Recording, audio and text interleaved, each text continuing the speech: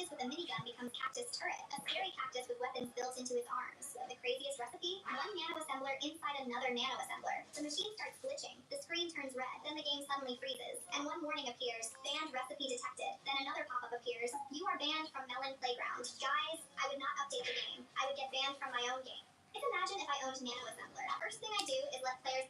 Walked into my kitchen and saw the kid who used to shove me into lockers sitting at our dinner table with his arm around my twin sister, Christy. "Hey," Christy said, jumping up and grabbing my elbow before I could turn around. She pulled me into the hallway and lowered her voice. "I know what you're thinking. He's different now. Please, just give him a chance tonight, for me." This was Brett, the kid who chipped my front tooth against a water fountain in 10th grade. So I sat down across from them to find out if he'd really changed, or if my sister was about to get hurt by the same guy who hurt me. Mom kept an eye on us from the stove while Christy carried the conversation. "Tell him about your summer job, babe." Brett talked about painting houses for his uncle. Said the heat was brutal, but the money was good. The kind of small talk that almost made me forget who he was. He set down his fork and met my eyes. "I know this is weird, man. I'm not the same kid I used to be. I still think about that day at the water fountain, and I'm sorry." It sounded real, and he didn't flinch when he said it. Mom was smiling at him like he was already family. Christy squeezed my hand under the table, and I felt myself starting to believe him. I almost told him it was okay, but Mom's voice cut in from the dining room. "Christy, come grab the plates." The second my sister stepped out of the kitchen, his smile changed. "Christy showed me your old yearbook photos," he said,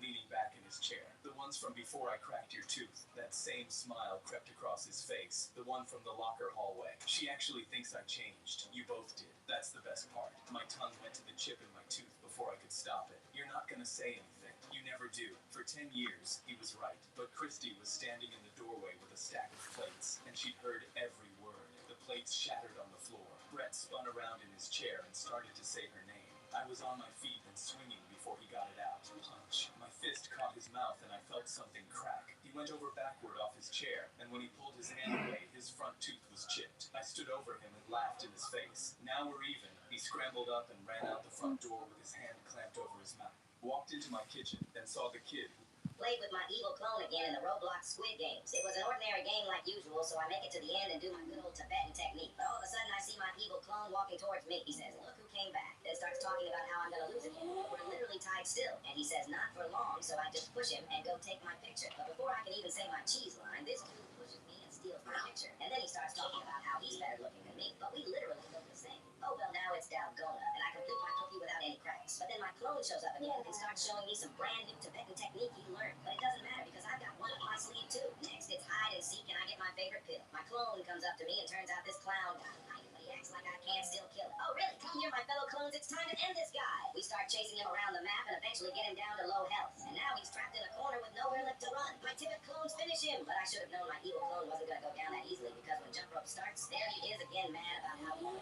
I get one of my comrades to carry me across the bridge like the royalty I am, and the rest made it too. Anyways, we survive, mingle, and then make our way to Sky Squid Game. We ask him for his last words before he loses, but instead of answering, this dude punches me and immediately knocks one of my clones off the platform. Like this dude never backs down or gives up. Round 2 starts and my evil clone grabs the pole. "Come on, bro, lock in." Yet somehow my last clone gets taken out too. These dudes are getting fired after this. So now it's just me and my clone left. I press the button, grab the pole, and throw it away to make things fair. But first, choose your side. Me, leave a like and comment. The evil clone, subscribe. The fight begins and I land the first hit. Then collide, and I realize this dude actually got stronger since the last time. But I knew I cannot lose this fight like last time. So eventually I start landing hit after hit after hit until he can't even get back up. So I pick him up and finally drop him off the platform for good. Join the played with my evil clone again in the Roblox.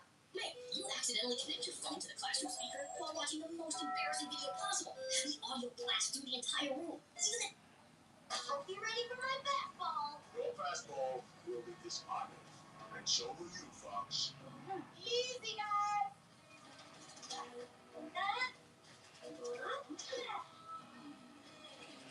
Foul ball.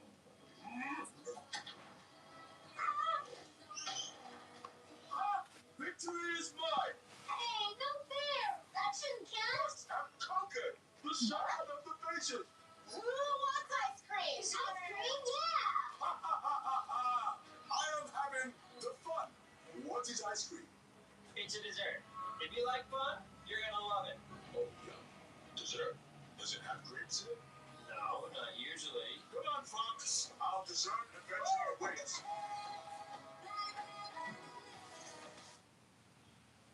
outspeeding Frankenstein. Just look at Victor in a light. Sit with the wire and all the pages at the labels. And be good as soon as I be outspeeding Frankenstein. I saw it clear as I grew up. And I never knew I thought this place was heaven sent. But now it's just a monument in my mind.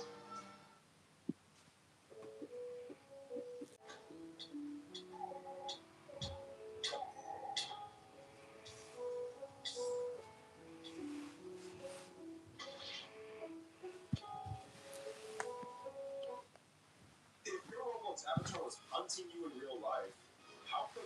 Because if your avatar is just a normal bacon hero or a regular dude, you could not survive at just hiding away from that. And if your avatar is one of those troll avatars, they probably won't even be able to catch up to you. But then you realize some people are completely cooked. Because if your avatar is a military avatar, there's no way you're surviving. And if your avatar is one of those tiny avatars, that might be even worse. Because you won't even see them coming. And if your avatar is one of those try-hard avatars, you're not surviving that either.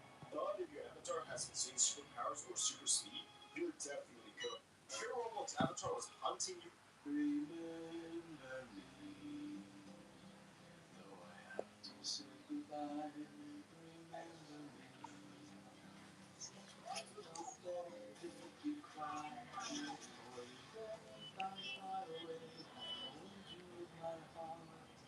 I sing a secret song to you, me It was my first day as a delivery driver when I pulled up to a house with 3 German shepherds loose on the front lawn. I triple-checked if it was the right house because I knew this wasn't going to be good, but it was the right house. I stepped out of the car, walked onto the lawn, and immediately one of them charged at me and bit down on my arm. I screamed in pain, but I've been a K-9 police officer for 8 years, so I grabbed the pressure point behind its jaw, and it released immediately. Then the front door swung open. The house owner screamed, "What the hell are you doing to my dog?" I was confused because his dog was the one that attacked me, and I was just trying to do my job. But before I could say anything, he stormed off the porch and pushed my chest. "Don't you ever put your hands on my dogs." I showed him the bite mark. "Your dog bit me. I was just delivering a package. You know, doing my job." He scoffed. "If you were doing your job correctly, they wouldn't have bit you." He got closer to my face. "These are purebred German shepherds. They could kill you if I told them to." I almost laughed because I train dogs that actually do that for a living. His dogs weren't trained. They were just out of control. He pointed in my face. "You're nothing more than a delivery driver. You're useless. Now get off my property before I let my dogs kill you." That's when I tapped my Apple Watch and sent my location to my unit. I didn't say a word. I picked up the package and turned to leave.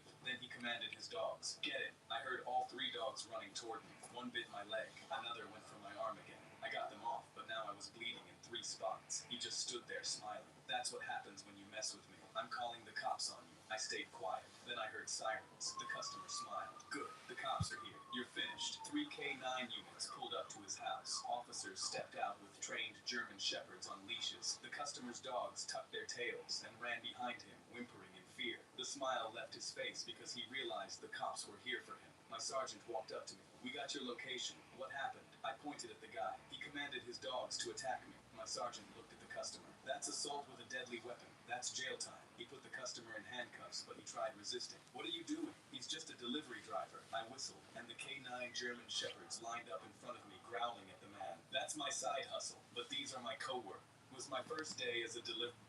I ordered a vanilla latte with peanut syrup and went to the pickup counter to wait for it. But when the barista set my drink down, a 5-year-old kid immediately grabbed my cup and asked if he could try my drink. I told him no, but he opened the lid and took a sip. I was horrified because when he went to close it, he also coughed directly into it. His mom came up behind him, and I told her to buy me a new drink because her son just coughed in mine. She looked down at her son, drinking my coffee, and said, "Just take it back when he's done. He's only got a cold anyway." I told her I wasn't drinking it because it was contaminated, and she looked down at her son and said, "I guess that means you can have the rest." The kid smiled and kept drinking, and I decided to just get a new one. But suddenly, his face turned red. He gasped, grabbed his throat, and collapsed to the floor while the drink fell and splashed all over his mom. He was having an allergic reaction from my drink. She went red and dropped to her knees, yelling, "What was in that drink?" And when I told her peanut syrup, she screamed, "My son can't have peanuts. Why would you let my son drink that?" She pointed her finger at me and reached into her purse for an she was on the floor screaming about peanuts, I grabbed her untouched drink from the pickup counter and calmly walked. I ordered a vanilla latte with peanuts. 500 cigarettes. I see you.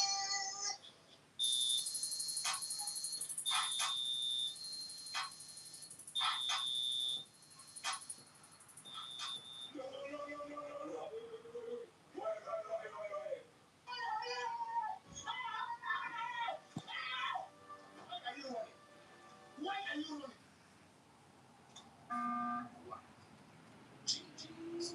Bruh. White SS into gray. Guardian saved you.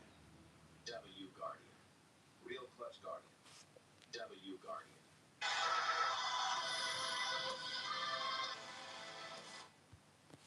Do you know why I pulled you over just now, sir? Sorry, I was speeding. I'm gonna have to write you a speed. Because my wife is giving birth to my son. Hi. I was wondering if there are any mothers here who are giving birth to babies and there isn't a father. A lot. Oh, thank God. That's excellent. Hey, hon. I'm trying to get out of the speeding ticket. Just play along until he leaves. You're late.